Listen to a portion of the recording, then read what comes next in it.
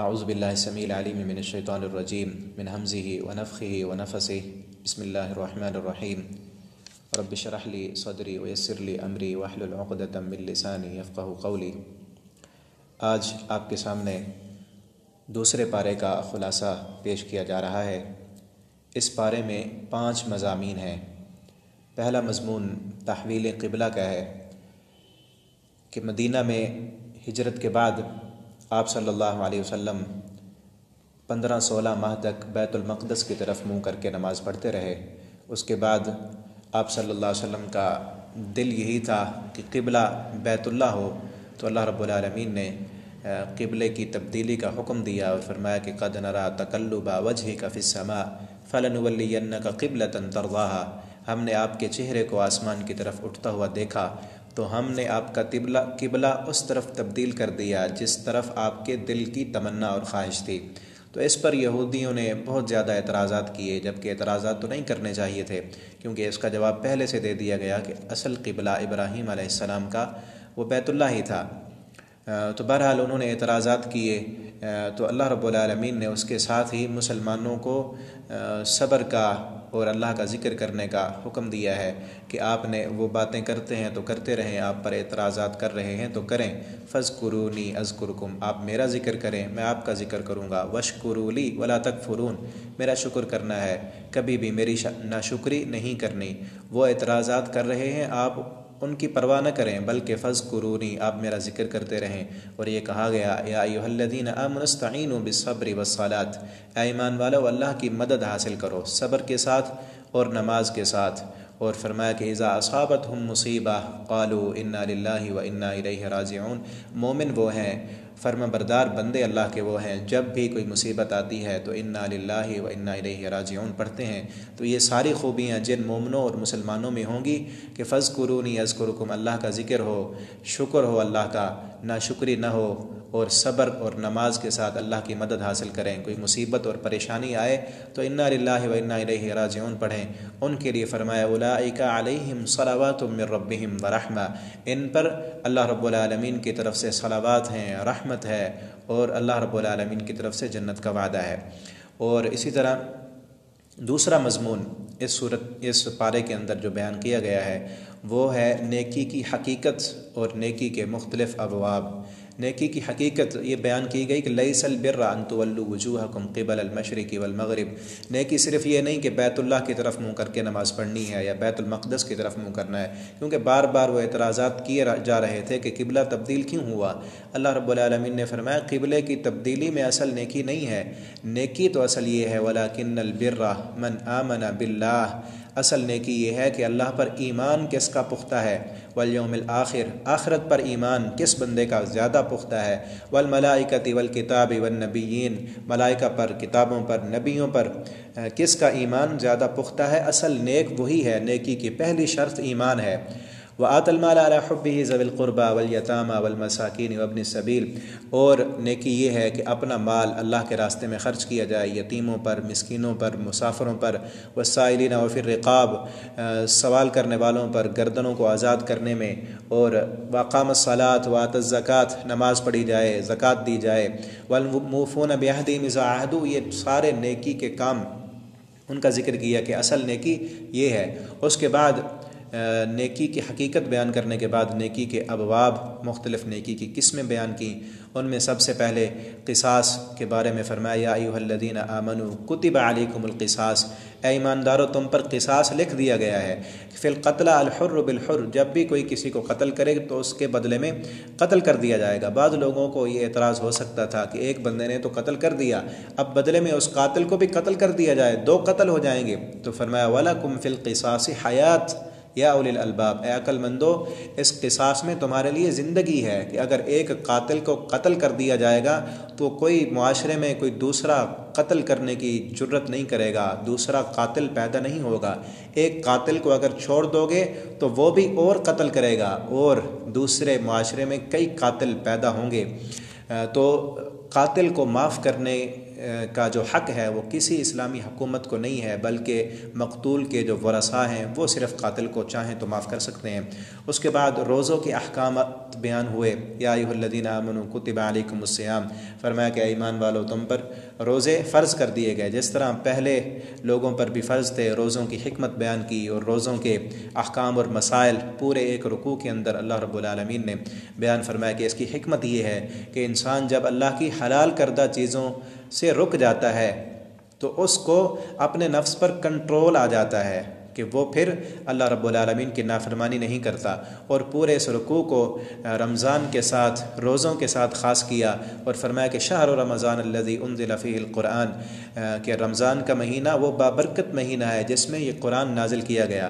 اور اسی پھر پورے ایک رکوع میں ایک آیت دعا کی رکھ دی، عظیم ترین دعا کے بارے میں آیت، فرمایا کہ وَإِذَا سَأَلَكَ عِبَادِي، جب میرے بندے آپ سے میرے بارے میں سوال کریں تو ان سے کہہ دو انی قریب، میں بہت قریب ہوں، اجیب دعوۃ الداع اذا دعان، جب بھی کوئی دعا کرنے والا، کوئی پکارنے والا مجھے پکارتا ہے میں ضرور اس کی پکار کو، اس کی دعا کو سن لیتا ہوں۔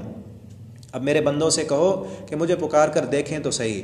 تو اس رکوع میں جس میں روزوں کے مسائل بیان کیے جا رہے ہیں اور رمضان کے مسائل بیان ہو رہے ہیں، دعا کی آیت رکھ دی، تو اس سے معلوم ہوتا ہے کہ رمضان کا، قرآن کا اور دعا کا آپس میں بڑا گہرا تعلق ہے۔ دعا کا روزوں کے ساتھ، رمضان کے ساتھ بڑا گہرا تعلق ہے، کیونکہ وہ تعلق یہ ہے کہ انسان باقی دنوں میں نافرمانیاں کرتا ہے رب کی، تو دعا میں وہ تاثیر نہیں ہوتی۔ جب اس رمضان کے مہینے میں بندہ روزے رکھ کے اپنے آپ کو حلال چیزوں سے بھی اللہ کے حکم پر بچا لیتا ہے، کھانا حلال، پانی حلال، بیوی حلال، ان کے قریب بھی نہیں جاتا، تو اب بندے میں وہ تاثیر، وہ ایمان کی قوت پیدا ہو جاتی ہے کہ ابھی دعا کرے گا، اللہ رب العالمین اس کی دعا کو قبول کر لیں گے۔ تو اللہ رب العالمین ہمیں ان دنوں میں ان کو غنیمت جان کر زیادہ سے زیادہ دعائیں کرنے کی توفیق عطا فرمائے۔ میں آپ تمام ناظرین سے یہ درخواست کروں گا کہ آپ بھی مجھے اپنی دعاؤں میں یاد رکھیں۔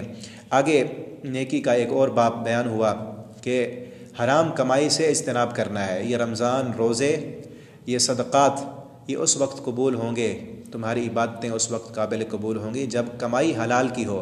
حرام کی کمائی کھانے والا، اس کی عبادت کبھی قبول نہیں۔ فرمایا یا ایھا الناس کلوا مما فی الارض حلالا طیبا، اے لوگو حلال چیزیں کھاؤ۔ اور آگے فرمایا کہ ولا تأکلوا اموالکم بینکم بالباطل، آپس میں ایک دوسرے کا مال باطل طریقے سے نہ کھاؤ۔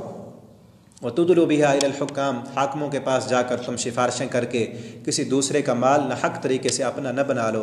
آج دیکھ لیں ہمارے معاشرے میں یہ روش کس قدر عام ہو چکی ہے کہ دوسروں کے پاس جا کر سفارشیں کرا کے، رشوتیں دے کر دوسروں کا مال اپنا بنا لیا جاتا ہے، اور پھر اپنے بھائی بہنوں کی زمینوں پر قبضہ کر لیتے ہیں، یتیموں اور مسکینوں کی جائیدادوں پر قبضہ کر لیا جاتا ہے۔ تو ہمیں اس سے بچنا چاہیے، اس سے بچنے کا حکم دیا گیا۔ اور پھر آگے جہاد کے احکام بیان ہوئے، فرمایا کہ وَقَاتِلُوا فِي سَبِيلِ اللَّهِ الَّذِينَ يُقَاتِلُونَكُمْ، ان سے قتال کرو جو تم سے لڑائی کرتے ہیں۔ وَلَا تَعْتَدُوا، حد سے نہ بڑھو۔ حد سے نہ بڑھو کا مطلب یہ ہے کہ بچوں کو قتل نہیں کرنا، عورتوں کو قتل نہیں کرنا، جو ہتھیار ڈال دیں ان کے ساتھ لڑائی نہیں کرنی۔ اور پھر اس کے احکام کتب حدیث میں موجود ہیں، وہاں سے دیکھے جا سکتے ہیں۔ اس کے بعد حج کے مسائل بیان ہوئے کہ فرمایا لیس علیکم جناح ان تبتغوا فضلا من ربکم، تمہارے اوپر کوئی گناہ نہیں کہ تم حج کے دوران تجارت کر سکو۔ تو پہلے یہ تھا کہ حج کرنے کے لیے جاتے تو تجارت کرنا ممنوع تھا، اور لوگ کہتے تھے کہ حج کرنے گیا ہے تو تجارت کیوں کر رہا ہے؟ اللہ رب العالمین نے فرمایا اگر مقصد حج کرنا ہے نا، تو اس میں کسی بندے کو کسی قسم کی تجارت کا کوئی فائدہ مل رہا ہے تو وہ تجارت کر سکتا ہے، لیکن مقصد نیت اللہ سے ثواب کی امید ہو اور حج کرنے کی نیت ہو۔ اور پھر فرمایا کہ ان الصفا والمروہ من شعائر اللہ، صفا مروہ کی سعی بھی نہیں کرتے تھے مشرکین مکہ، تو یہ کہا گیا کہ صفا مروہ اللہ کی نشانیوں میں سے ہیں، یہ وہ مقام ہے جہاں پر حضرت ہاجرہ رضی اللہ تعالی عنہا دوڑیں، تو اللہ رب العالمین نے ان کے دوڑنے کو عبادت بنا دیا۔ اللہ کے ساتھ امید تھی، رب کی رضا پر راضی تھیں، تو اللہ نے ان کا دوڑنا بھی عبادت بنا دیا۔ اس کے بعد شراب اور جوے کے بارے میں فرمایا کہ یسألونک عن الخمر والمیسر، آپ سے شراب اور جوے کے بارے میں پوچھتے ہیں، ان سے کہیں کہ اس میں بہت زیادہ نقصان ہے۔ بعض لوگ اللہ کی نافرمانی والے کاموں کے فائدے بتاتے ہیں، تو تو یہاں کہا گیا ہے کہ جتنے مرضی یہ فائدے کہیں نا وَإِثْمُهُمَا أَكْبَرُ مِن نَفْعِهِمَا، اس کا جو گناہ ہے، اس گناہ کی جو سزا ہے، اس کے فائدے سے کئی گناہ زیادہ ہے۔ تو ایک مومن مسلمان کو کسی بھی نافرمانی والے کام کے چاہے ہزاروں فائدے بھی ہوں، اس کی جو سزا ہے وہ بہت بڑی ہے، اس سزا سے ڈرنا چاہیے اور اللہ سے ڈر کر اس نافرمانی کے کام کو چھوڑ دینا چاہیے۔ آج کئی لوگ اس سود کے فائدے بیان کرتے ہیں، بیمہ پالیسی کے فائدے بیان کرتے ہیں کہ جی گناہ تو ہے لیکن فوائد بہت ہیں۔ مومن مسلمان کا یہ کام نہیں ہے، وہ صرف یہ دیکھتا ہے کہ اللہ رب العالمین کی نافرمانی ہے تو بچ جانا چاہیے۔ اور پھر آگے مشرکین کے ساتھ نکاح کرنے سے روکا گیا ہے، فرمایا کہ وَلَا تَنْكِحُوا الْمُشْرِكَاتِ حَتَّى يُؤْمِنَّ، مشرکہ عورت سے کبھی نکاح نہیں کرنا، اور اپنی بہن بیٹی کا نکاح بھی کسی مشرک مرد کو نہیں دینا۔ وَلَعَبْدٌ مُؤْمِنٌ خَيْرٌ مِّن مُشْرِكَةٍ، ایک مومنہ لونڈی ہے تو وہ تمہیں آزاد عورت سے کئی حصے بہتر ہے، اور ایک غلام ہے لیکن مومن ہے، وہ کافر مالدار آدمی سے کئی حصے زیادہ بہتر ہے۔ تو نکاح ایمان کی بنیاد پہ کرنا چاہیے، یہ نکاح کرنے کا فیصلہ ایمان کی بنیاد پہ ہو، عقل کی بنیاد پر، دولت کی بنیاد پر نہیں کرنا چاہیے۔ آگے اس پارے کا تیسرا مضمون بیان کیا جا رہا ہے، وہ تیسرا مضمون اور اہم ترین مضمون ہے جو کہ خواتین کے حقوق کے متعلق ہے۔ خواتین کو اسلام نے جو حقوق دیے ہیں، اللہ رب العالمین نے عورتوں کو جو عزت دی ہے، وہ دنیا کا کوئی معاشرہ اور کوئی مذہب نہیں دے سکتا۔ اسلام نے خواتین کو بہت زیادہ اہمیت اور حقوق دی ہے۔ آج یہ خواتین کے حقوق کی نام کی تنظیمیں، اس پر باتیں کرنے والے خواتین کو اسلام سے نکالے جا رہے ہیں، دین سے دور کر رہے ہیں، جہالت کے اندھیروں میں دھکیل رہے ہیں۔ جس طرح اس جاہل معاشرے میں خواتین پر ظلم ہوتے تھے، اس معاشرے میں خواتین پر کئی طرح کے ظلم ہوتے۔ تو اس پارے میں ان مظالم کا تذکرہ کر کے ان کی خواتین کے حقوق مقرر کیے گئے۔ اس معاشرے میں ظلم ہوتے تھے کہ سب سے پہلا ظلم تو یہ تھا کہ فرمایا کہ لِلَّذِينَ يُؤْلُونَ مِن نِّسَائِهِمْ، وہاں پر لوگ اپنی بیویوں سے الا کر لیتے، قسم کھا لیتے کہ ہم نے ان کے قریب نہیں جانا، نہ ان کو طلاق دیتے نہ ان کے حقوق ادا کرتے۔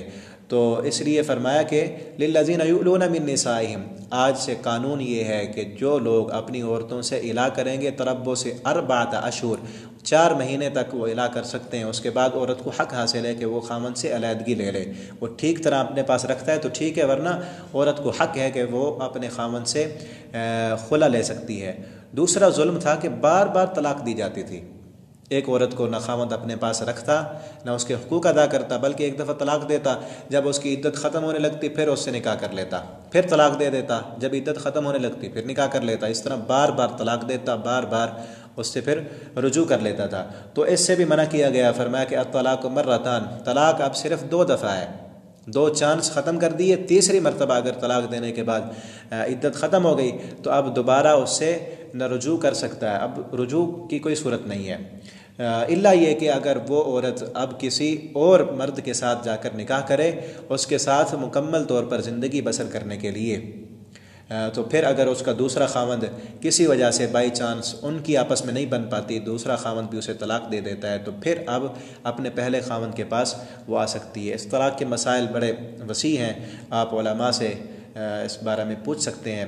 اور پھر اسی طرح ایک اور ظلم تھا کہ عورت سے رجوع کیا جاتا، طلاق دینے کے بعد رجوع تو کر لیتے، لیکن رجوع کا مقصد یہ نہیں ہوتا کہ ہم اب اس کو اپنے پاس رکھیں گے یا اس کے حق ادا کریں گے، بلکہ اس کو تکلیف دینے کے لیے، کہ رجوع اس لیے کرتے کہ یہ کسی اور سے نکاح نہ کر لے، اس لیے رجوع کر لیتے۔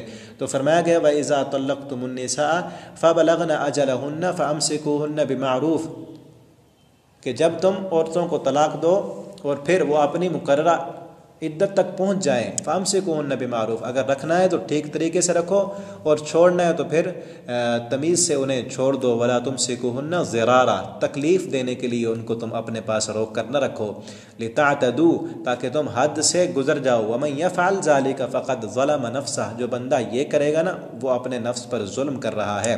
اور اللہ کی آیتوں کا مذاق نہ اڑاؤ۔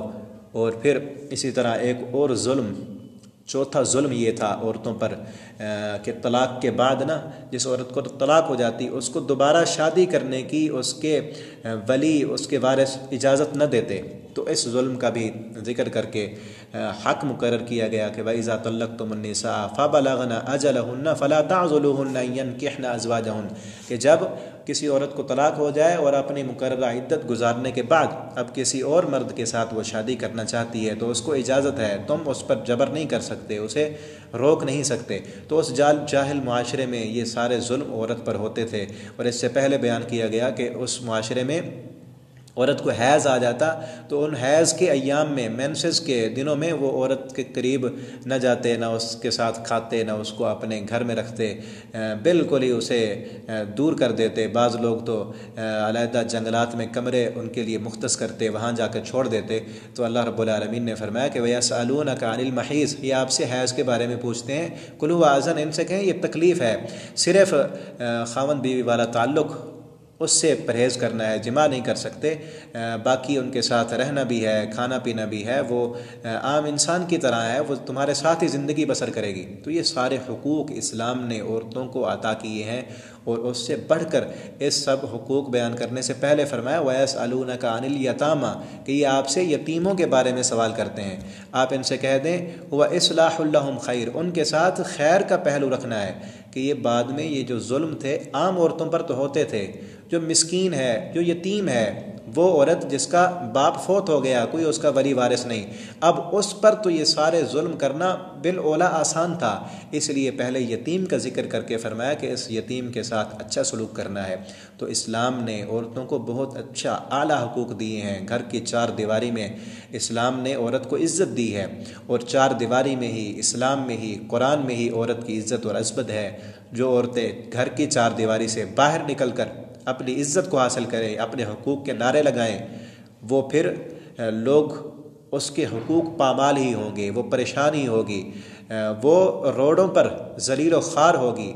تو میری پیاری بہنوں سے، ماؤں سے یہی التماس اور گزارش ہے کہ اسلام کی طرف آئیں، قرآن کو پڑھیں۔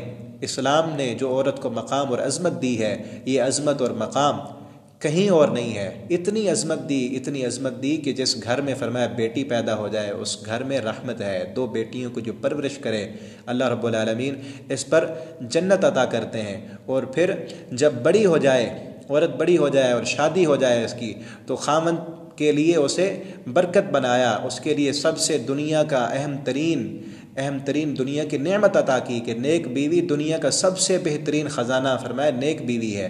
اور جب اس کی اولاد ہو جائے، یہ عورت جب ماں بن جائے، تو اللہ رب العالمین نے جنت ہی اپنی اٹھا کر اس ماں کے قدموں میں رکھ دی ہے۔ اس سے بڑی عورت کا کیا عزت ہو، کیا مقام ہو۔ تو عورت خواتین کے حقوق بیان کرنے کے بعد اس بارے میں پھر آگے اسی طرح عورت کی عدت کے متعلق بھی ہے کہ جس عورت کا خاوند فوت ہو جاتا اس پر بھی ظلم کیا جاتا تھا کہ اسے بھی دوبارہ نکاح نہ کرنے دیتے، بلکہ سوتیلی ماں سے اس کا سوتیلا بیٹا نکاح کر لیتا۔ اس قدر ظلم اور جہالت تھی۔ پھر مہر کے حقوق بھی بیان کیے گئے ہیں۔ اسی طرح آخر میں چوتھا مضمون بیان ہوا ہے جو کہ اللہ رب العالمین کی قدرت کاملہ کا ذکر ہے کہ الم تر الی الذین خرجوا من دیارہم وہم الوف حذر الموت۔ یہ واقعہ بیان کیا جاتا ہے کہ کچھ لوگ تھے پہلی امتوں میں ہزاروں کی تعداد میں، ان کو حکم ہوا کہ آپ جنگ کریں، لڑائی کریں، یا بعض روایات میں آتا ہے کہ طاعون کی بیماری پھیل گئی تھی، تو وہ نہیں، وہاں اپنے گھروں سے، شہروں کو انہوں نے چھوڑ دیا کہ ہمیں موت نہ آئے، لیکن وہ نکلے، موت سے بھاگے۔ اللہ تعالیٰ فرماتے ہیں فقال لهم اللہ موتوا، پھر بھی ان کو موت نے پکڑ لیا، موت سے بھاگ کر گئے۔ اللہ تعالیٰ فرماتے ہیں موت سے بھاگے ہو نا، جہاں جاؤ گے موت تو تمہیں پھر بھی پکڑ لے گی۔ تو اللہ تعالیٰ کی یہ قدرت ہے کہ جہاں جیسے رب چاہے ویسے کر سکتا ہے۔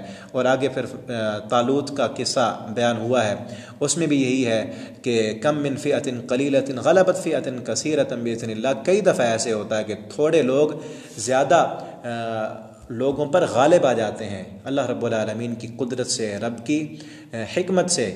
تو اس میں پھر اس بارے میں ایک جو سب سے اہم ترین مضمون وہ علم کی اہمیت ہے۔ اگر آپ اس بارے پر غور کریں تو ایک لفظ آپ کو بار بار ملے گا، وہ ہے وَعْلَمُوا، علم حاصل کرو، وَعْلَمُوا، علم حاصل کرو۔ تقریباً 10 بار اس بارے میں یہ وَعْلَمُوا کا لفظ ہے، اور 5-6 دفعہ تو ہے وَاتَّقُوا اللَّهَ وَعْلَمُوا، اللہ سے ڈرو اور علم حاصل کرو۔ یہ 5واں مضمون علم کی اہمیت اور علم کی حقیقت، کہ حقیقت میں علم ہے کیا، کس چیز کا نام علم ہے، کون سا علم حاصل کرنا فرض ہے، تو 10 بار اللہ رب العالمین نے فرمایا وَاعْلَمُوا، علم حاصل کرو، اور فرمایا وَاتَّقُوا اللَّهَ وَاعْلَمُوا، اللہ سے ڈرو اور علم حاصل کرو۔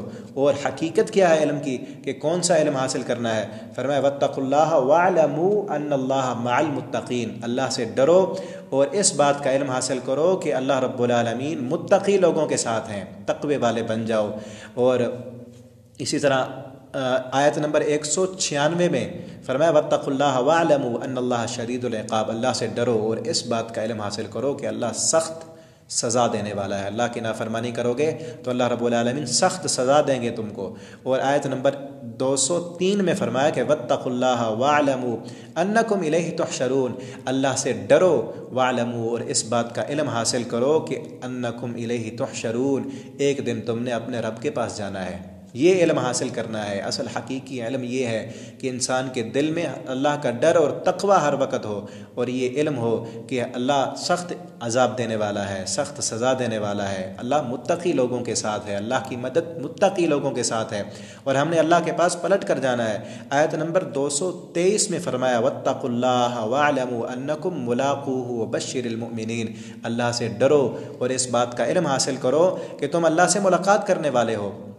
اور اسی طرح فرمایا کہ وَاتَّقُوا اللَّهَ وَاعْلَمُوا أَنَّ اللَّهَ بِكُلِّ شَيْءٍ عَلِيمٌ، اللہ سے ڈرو اور اس بات کا علم حاصل کرو، اللہ تعالیٰ ہر چیز پر قدرت والے ہیں، ہر چیز کا علم اللہ رب العالمین کو ہے۔ اور آیت نمبر 233 میں فرمایا وَاتَّقُوا اللَّهَ وَاعْلَمُوا أَنَّ اللَّهَ بِمَا تَعْمَلُونَ بَصِيرٌ، اللہ سے ڈر جاؤ اور اس بات کا علم حاصل کرو کہ اللہ ہر چیز کو دیکھنے والا ہے۔